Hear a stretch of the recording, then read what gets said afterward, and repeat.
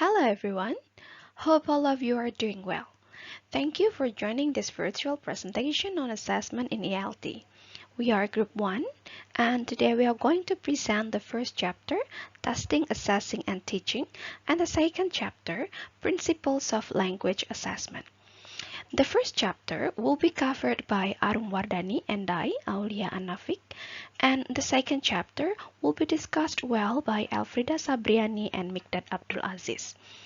Today's topic may bring up a number of questions from you, and we want to let you know that we will address as many as we can in the time we have today.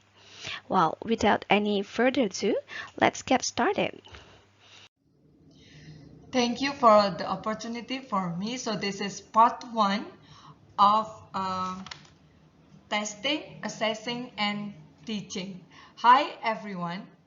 Here I would like to share about what is test, assessment, and teaching. When I ask my student about tests, how did they feel when they hear about tests? They said that it is bad. It makes them nervous, anxious, worried. They feel that they're like going to be sick. Something unpleasant for them.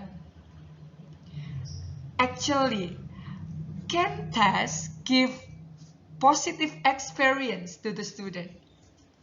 The answer is yes, because the test can help create authentic, intrinsically motivating, and also build confidence to the student.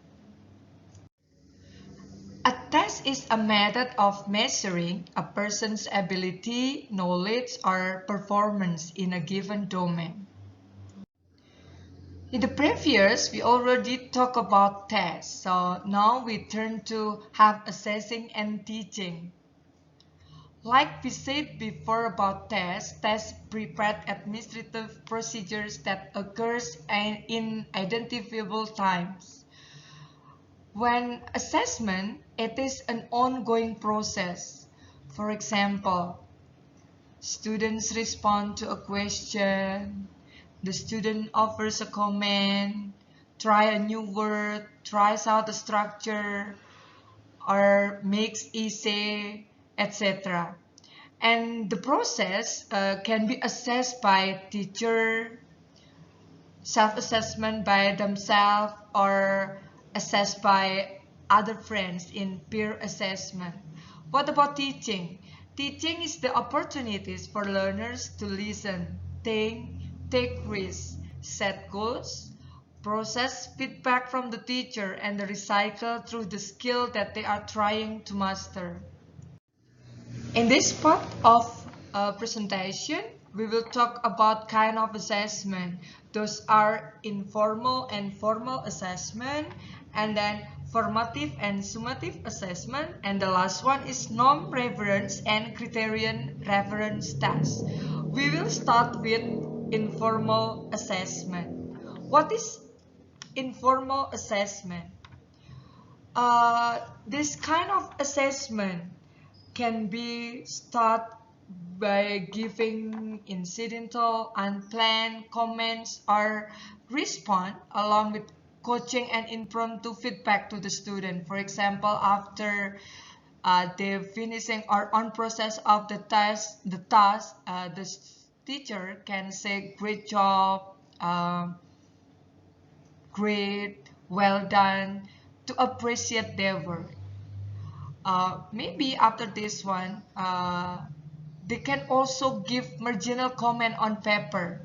So when they submitted a paper, essay, the teacher can give comment on the paper. Of course, it must be a positive comment and give comment about the what have they reached in the competencies. And the last one, they can give advice or suggestion about what they have done.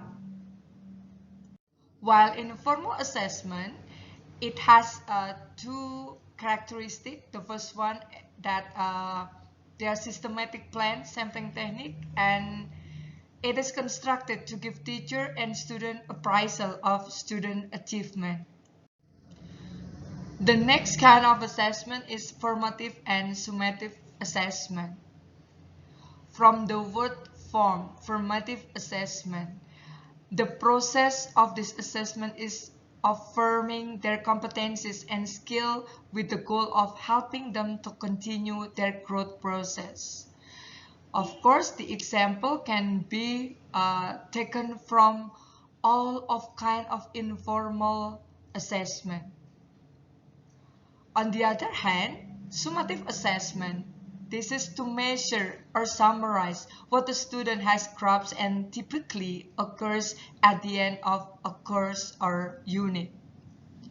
The example of this assessment is for midterm tests, final exam, etc.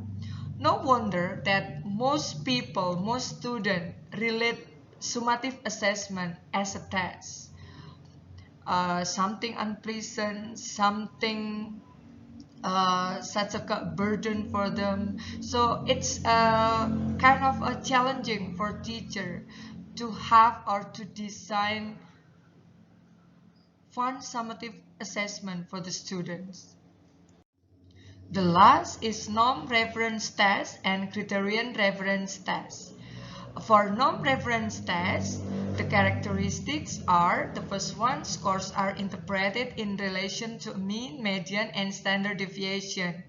The purpose is to place test taker along mathematical continuum in rank order, and then the scores are reported back to the test taker in numerical form. The responses are already predetermined. Example of the test is a scholastic aptitude test, SAT, TOEFL, IELTS, etc. And then for criterion reference test, this is designed to give test taker feedback in the form of grades on specific course or lesson objective. It requires much time and appropriate feedback from the teacher.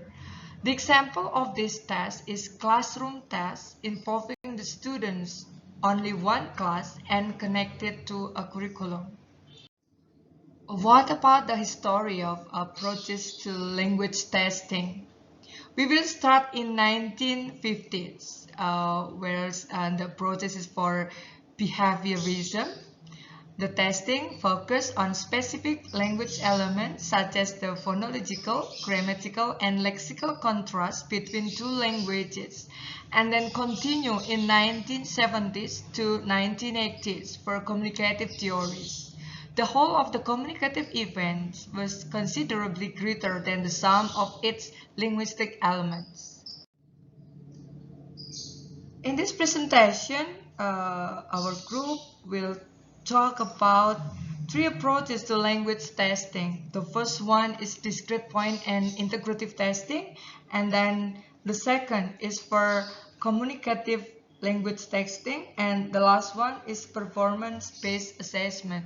I will start with the first approach, discrete point and integrative testing. Discrete point, it is based on the belief that language can be broken down into its component parts, writing, listening, reading, speaking, and those parts can be tested successfully. And integrative testing, the example here is for closed tests. It taps into all of these abilities, knowledge of vocabulary, grammatical structure, reading strategies, and skills. And then dictation test, it is integrative test because it taps into grammatical and discourse competencies for other modes of performance in language. And the last one, it's unitary trait hypothesis. It suggested that language proficiency and the four skill shouldn't be separated.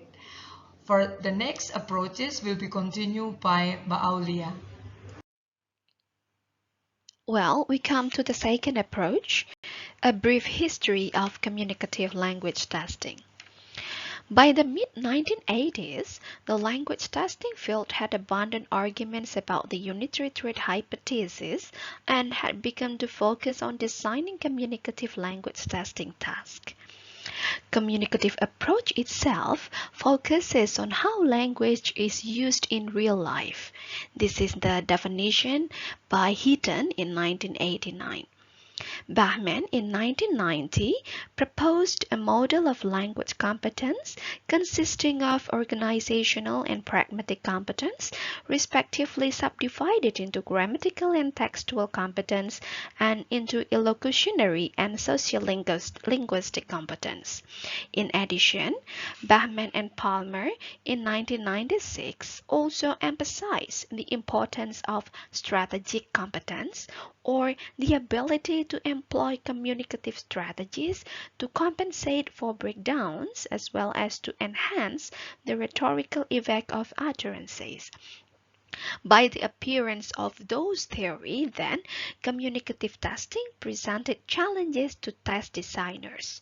Therefore, the test constructors began to identify the kinds of real-world tasks that language learners were called upon to perform.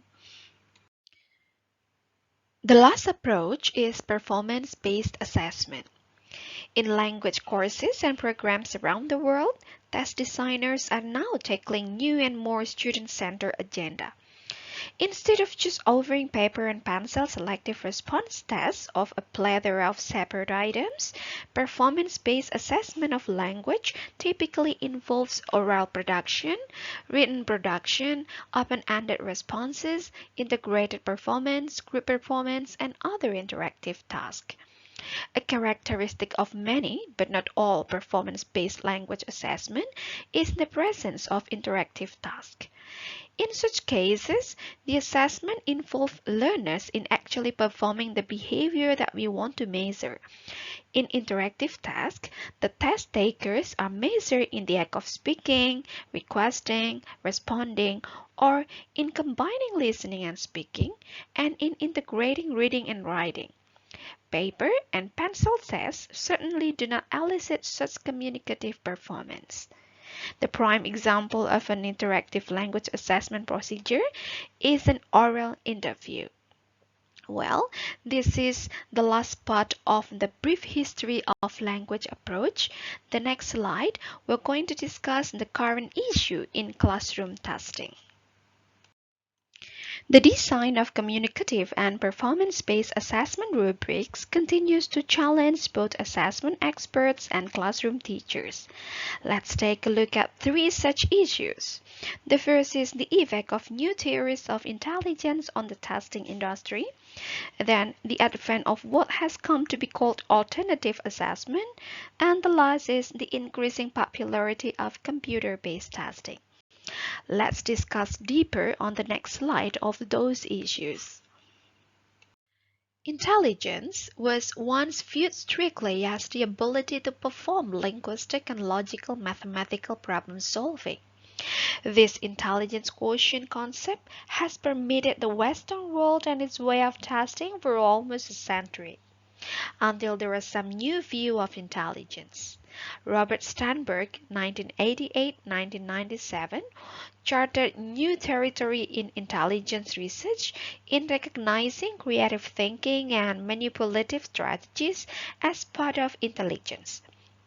All smart people aren't necessarily adept at vast reactive thinking. They may be very innovative in being able to think beyond the normal limits imposed by existing tasks, but they may need a good deal of processing time to enact this creativity. More recently, in 1995, Daniel Goleman's concept of EQ, emotional quotients, that spurred us to underscore the importance of emotions in our cognitive processing. Those who manage their emotions, especially emotions that can be detrimental, tend to be more capable of fully intelligent processing. Anger, grief, resentment, self-doubt, and other feelings can easily impair peak performance in everyday tasks as well as higher order problem solving. The next view of intelligence is Gardner's theory in multiple intelligence. In order to capture the full range of abilities and talents that people possess, Gardner proposed 8 intelligences. He theorizes that people do not have just an intellectual capacity, but have many kinds of intelligence, including musical, interpersonal, intrapersonal, spatial, naturalist, and linguistic intelligences. Those new conceptualization of intelligence, therefore, give impacts on the testing agenda. They helped to free us from relying exclusively on timed, discrete point, analytical tests in measuring language. Our challenge there to test interpersonal, creative, communicative, interactive skills, and in doing so, to place some trust in our subjectivity and intuition. The next issue is traditional and alternative assessment. This table highlights differences between the two approaches adopted from Armstrong 1994 and Bailey 1998. However, two caveats need to be stated here. First, the concept in table represents some overgeneralization and should therefore be considered with caution. It is difficult, in fact, to draw a clear line of distinction between what Armstrong and Bailey have called traditional and alternative assessment. Second, it is obvious that the table shows a bias toward alternative assessment, and one should not be misled into thinking that everything on the left-hand side is tainted, while the list on the right-hand side offers salvation of the field of language assessment. Brown and Hudson pointed out that the assessment traditions available to us should be valued and utilized for the function that they provide. So, ask ourselves, among those concepts, there are alternatives to assessment that we can constructively use in our classroom. Well, everyone, we come to the last issue of Chapter 1, Computer-Based Testing. Some of computer-based testing, also known as computer-assisted tests. It is an assessment model in which candidates or test takers answer questions or complete exercises that are part of a computer program. In many cases, computer tests include automatic scoring. Many standardized tests have adopted computer-assisted testing model, for example, GRE or Graduate Record Examinations, which many students in the United States take prior to applying to graduate programs. Another example is TOEFL IBT. Since its introduction in the late of 2005, TOEFL IBT format has progressively replaced paper-based tests. Well, in the next slide, I will discuss a more specific type of CBT. It is Computer Adaptive Test or CAD. CAD or Computer Adaptive Test is a specific type of computer-based test. CAD sometimes referred to a personalized assessment. It is a test which adapts to the candidate's ability in real time by selecting different questions from the bank in order to provide more accurate measure of their ability level on a common scale. In CADs, test takers sees only one question at a time and the computer scores each question before selecting the next one. Computer-based testing with or without CAD technology offers some advantages. You can see the advantages on the left side of the table. Of course, some disadvantages are present in our current predilection for computerizing testing. You can see them on the right side of the table. Computer technology can be a boon to communicative language testing. Teachers and test makers of the future will have access to an ever-increasing range of tools to safeguard against impersonal, stamp-out formulas for assessment. By using technological innovations creatively, testers will be able to enhance authenticity, to increase interactive exchange, and to promote autonomy. Well, it's bring me to the end of this part. The next part, or the second chapter, will be elaborated by Elfrida. Elfrida, chance yours. Okay, thank you, Bu Arum and Mbak Aulia. Thank you guys for staying with us, and we will continue our materials today. The next topic is Principles of Language Assessment. This topic will be presented by me and Mas Migdat. So here we go. Yeah, what is assessment? According to Brown 2003, assessment is an ongoing process that encompasses a much wider domain. To do an assessment, a teacher should consider many aspects in determining the final scores of the students. An aspect that plays crucial role is a test. A good test is constructed by considering the principles of language assessment. So there are five principles of language assessment. The first is reliability, validity, practicality, authenticity, and watchback. The first is reliability. So, what is reliability? Reliability is the extent to which an assessment method or instrument measures consistently the performance of the students. Reliability refers to the consistency of the scores obtained. It means that if the test is administered to the same students on different occasions, then it will produce almost the same result. Reliability actually doesn't deal with the test itself. It deals with the result of the test, and the test result should be consistent. Yeah, a test might be unreliable. There are four factors that contribute to the unreliability of the test according to Brown 2004. The first is student-related reliability. It is related to factors that might contribute to the students themselves, such as illness, fatigue, anxiety, or any other physical and psychological factors which make the observed score unreflective to the actual student's performance. And then, the second is rater reliability. Rater reliability deals with the scoring process. Factors that can affect the reliability might be human subjectivity, bias, and error in scoring process. This kind of reliability falls into two categories. They are inter-rater reliability and intra-rater reliability. Inter-rater reliability occurs when two or more scorers yield inconsistent scores of the same type. Possibility for lack of attention to scoring criteria, inexperience in attention, or even biases.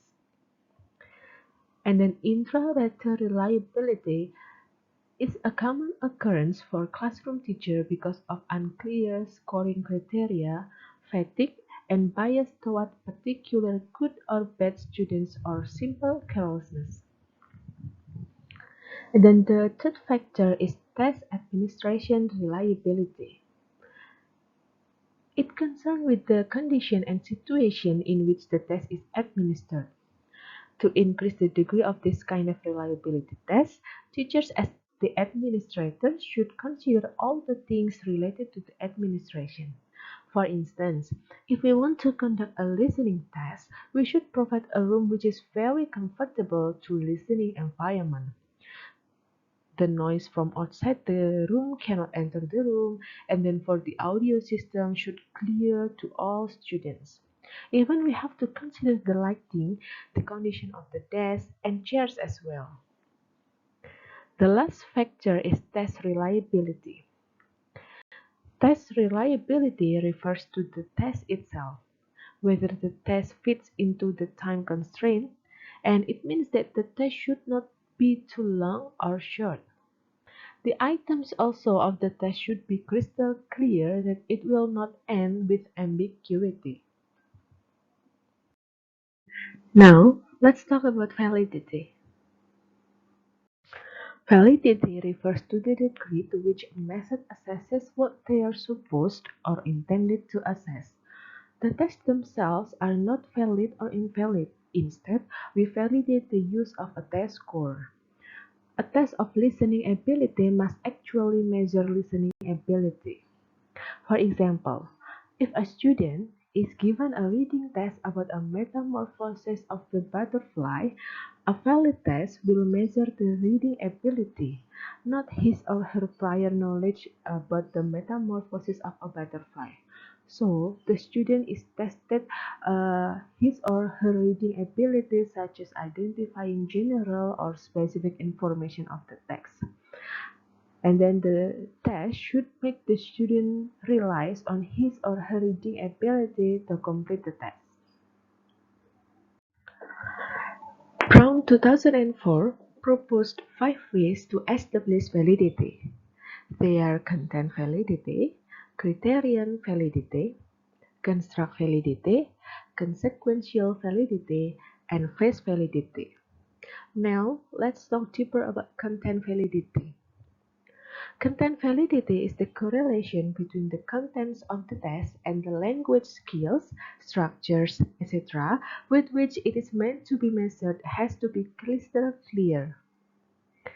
The test items should really represent the course objective. What do you think if a listening test requires students to read passage to complete the passage instead of requiring students to listening attentively? Does the test have the content validity? No, it doesn't. No. Then the second is criterion validity. This kind of validity emphasizes on the relationship between the test score and the outcome. The test score should really represent the criterion that is intended to measure in the test. The third is construct validity. It refers to concepts or theories which are underlying the usage of certain ability, including language ability. Construct validity shows that the result of the test really represents the same construct with the ability of the students which is being measured. And then the consequential validity, it refers to the social consequences of using a particular test for a particular purpose.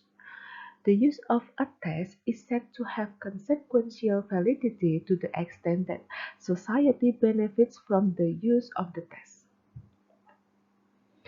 And then the last type is face validity.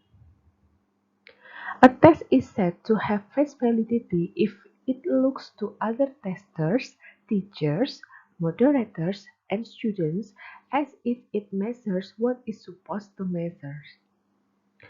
In speaking tests, for example, face validity can be shown by speaking activities as the main activities in the test.